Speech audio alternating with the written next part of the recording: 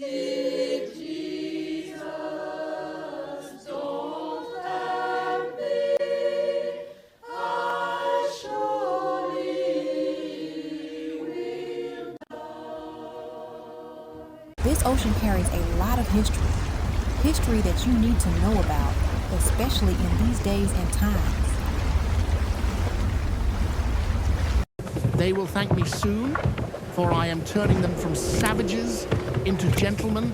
God has chosen me to cleanse the black sin you were all born into. My son, in you, God has given me not only a holy purpose, but a holy desire, a longing that binds me to you in flesh and spirit. Your devotion to me tempers the sinful nature within you. In your surrender, we create a sacred bond, a beautiful oneness, as though God Himself has bound us together. Father, what about the savages who don't want to be pure? Those who refuse will be sacrificed to God, or else forced to deny their sinful flesh through suffering and consumption. Their bodies will either be broken or purified, but their souls will not escape judgment. You see, baby, they wanted to control us. They believed that the way they treated slaves was a kind of purification, as if our very skin, this gift of melanin, was some disease to be cleansed.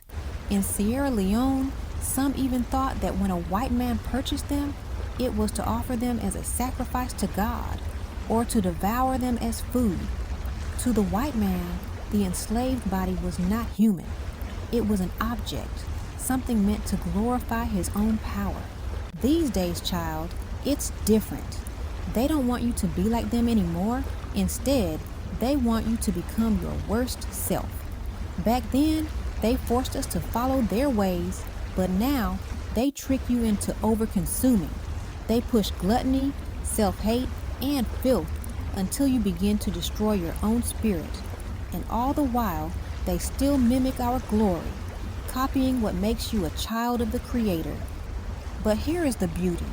This new hypnosis is not created by physical torture anymore. That means you can break free whenever you choose to. You see, their control made us feel powerless and less than human. Young women were seen as disposable objects no matter their age. A woman named Margaret Garner killed her own daughter to protect her from being placed into slavery because she knew what was going to happen to her. Women during slavery had to suffer in ways the English language can't fully explain. And this trauma has been passed down to today and expressed in different ways. Now she heals by remembering it wasn't her fault and by slowly taking her power back with support, kindness to herself, and safe people around her. Healing means knowing she's worthy of love and respect.